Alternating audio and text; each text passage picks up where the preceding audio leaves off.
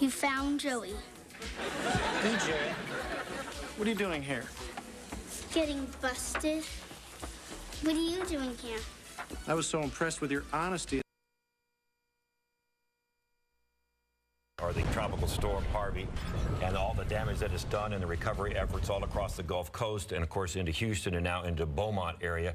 And he gave us some really good numbers right there. He did. We now know that there are 32,000 people in shelters right now. They only mentioned 30,000 beds, so I think that continues to be an issue. They have issued 5 million meals. That's how many meals FEMA has provided. And they've already begun the process of putting together transitional housing for the people in shelters. So instead of just being in a shelter, they're trying to set up people in actual homes now, and they have about 2,000 of those waiting to be arranged for. FEMA has already put out $37 million. So if you have any friends or family that are in the damaged areas down there on the coast or in Houston, disasterassistance.org. You can help them out, get on that website and start making your claims. Disasterassistance.gov, disasterassistance.gov. So you can help them get the claim in. $37 million already, so FEMA's already up and running. They're already helping people with those financial situations. And he did make it clear on the insurance. There's been a lot of controversy about this new insurance law going into effect on September 1st, but Governor Abbott made it clear how that law does affect these people, and basically it's not going to affect people. Right, it's not going to change anything really on the onset. You do need to file, and one of the reasons why he's stressing filing with that disasterassistance.org, get registered, because at this moment, .gov, sorry about that. The reason he's stressing that is because FEMA right now is negotiating and Congress is working on that final number, the amount of money that's going to be released to those who've been affected by the hurricane and tropical storm.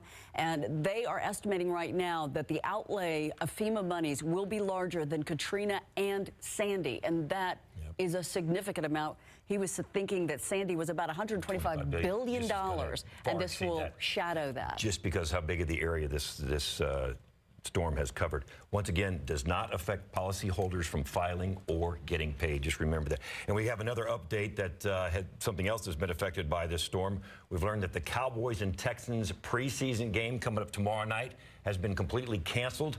They wanted to allow the Texans to get back home to Houston and be with their families and take care of some situations down there. So the Cowboys game and Texans game has been canceled tomorrow night. So just keep that in mind. We are keeping an eye, though, because this storm has moved over to our east. It is now causing problems in southeast Texas, beyond Houston and into Louisiana. Let's go to Sarah Spivey. Well, yes. Now, Tropical Storm Harvey is currently stalled at the moment, but it is moving a little bit further east of the Houston area. So Houston is finally getting a break. Here, we're really dealing with some beautiful weather.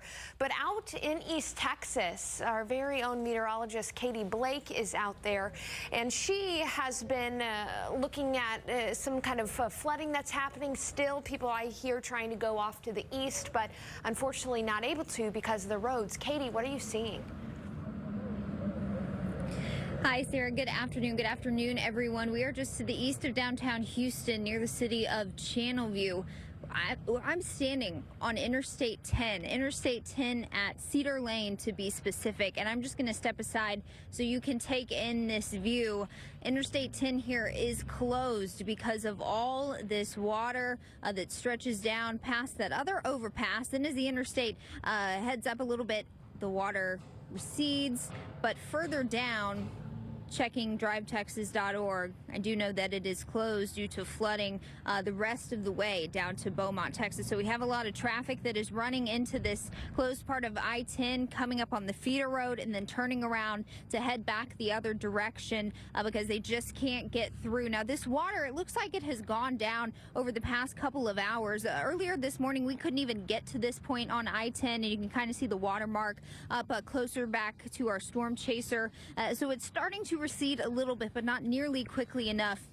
And we have a lot of folks that we've seen hauling boats and rafts and airboats heading over to Beaumont, we assume, to help them out. So, and we just also have a lot of other people that are starting to try to get back to normal activities here in southeast Texas. So we'll give you an idea of just how high this water is in just a few minutes. So hang with us on the news at noon. We'll see you in a few minutes. Thank you so much, Katie, and we'll be right back with a whole lot more. Do you have